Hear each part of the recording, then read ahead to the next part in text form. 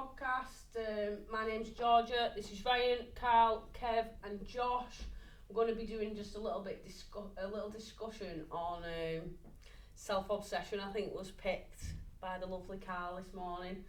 I don't get self-obsessed, so I'll let you guys talk. Even though when I just sat down here, I was like, for fuck's sake. But yeah. You're looking at me. I don't know why you're looking at me when we're talking about self-obsession.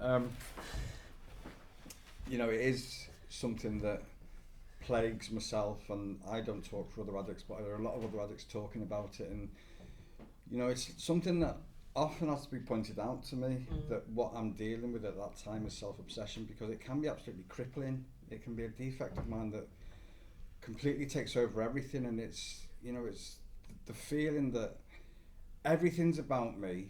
It's all about me. It's a very lonely place to be in. Everyone else is thinking about me. The world revolves around you. Well, it doesn't not. You're only a small cog. And that's what I have to. That's what the program of Narcotics Anonymous that I work helps me deal with. It helps me become right-sized in the world, and it helps me find my actual place in the world rather than what I make it out to be in my head. And when I'm suffering with self-obsession, things do get lonely, and it gets a very isolated place. I can't think about anybody else. I can't think about anything else apart from myself. You're tormented. It's horrible. Yeah, it's a real painful place to be. I know when I'm stuck in self-obsession, like I want everything to go my way, everything's about me, and it never works out like that. So like I end up putting myself in a load of pain. I end up in a load of resentment towards everyone around me because I'm not the most important person in the world. And like you said, it is a really lonely, painful place. It is. Trying to get your own way, when really it's not like. It's not you shouldn't want your own way. Do you know what I mean? Your own way is the wrong way. Yeah. It's kind of like it's got to be guided by something greater, hasn't it? And like doing the right things for the right reasons. For me, it can be a massive barrier for me to do, for me to achieve, for me to be productive, because I'll be in a certain situation where I need to be focusing on what's happening. It can happen in work, it can happen around meetings, it can happen anywhere, and I'm that conscious of me, and it can be my appearance, it can be the way I'm talking, it can be the way I'm sitting, you know, and even the way I'm thinking. It can go into self-obsessions, like, well, do other people think the way I'm thinking? Is this weird? Yeah. Well, it's not like in a good way. People, if you said to someone, just a normal person, that I'm self-obsessed, they'd automatically think that you self-obsessed in a selfish way, in a big-headed way, but it's not. It's not that way. It's in different ways, but you can't explain. When I think about like self-obsession and stuff, like some of the times that I've thought of, like when I reflect, like fear comes out to me, like paranoia. When I've been absolutely crippled inside through fear, and I just retract into self. It's like control, isn't it? You want to have and control of everything. It is painful and it is crippling. You know, I'm unable to sort of like think past myself. You could probably give us some good examples. Boom. See, I feel like it's a bit of a grey area. And definitely you could give us some examples. I feel like it's a bit of a grey area though, because I feel like you've got to sort of put like yourself first for the right reasons. And I put myself first for so many other reasons, like when I was using for the wrong reasons, being selfish and stuff. But like you've got to look after number one a lot sometimes, because I think like if I weren't looking after myself, then I wouldn't have the things that I've got today. If you get what I mean. Like I'm a nightmare for it. I'll go to meetings. Right, this is how bad this is. I'll go to meetings. I carry like a little like atomizer full of aftershave, and I'm like banging loads of aftershave on. I'll put this on in case there's a nice bird there at the meeting, and it's wrong the way you think about it. Do you know what I mean? There's probably so like appearance is a massive thing. Looking after yourself, isn't there? You know what I mean? Which is fine. But then there's being like self-obsessed. Do you know what I mean? Yeah, so like you could be doing it in a way where you're actually hurting everyone around you and yourself. Do you know what I mean? If you're doing things for the right reasons in the right way, you know, that's sort of not your will.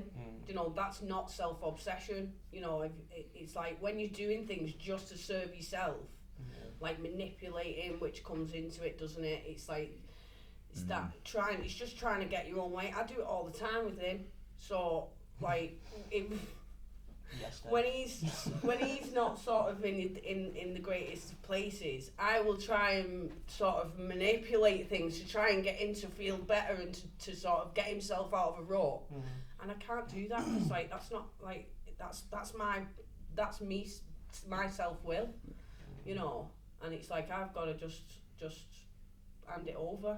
I mean, the whole program of recovery that I work it's about deflating ego, deflating self-obsession, and I have to remember that so much of the work that I have to do to live a spiritually principled life is the antidote to my defective lifestyle. So, you know, and I'm a firm believer in what I've read, that it says that, you know, that my character defects are my natural character traits, but because I'm an addict, they get blown out of proportion through my self-centeredness.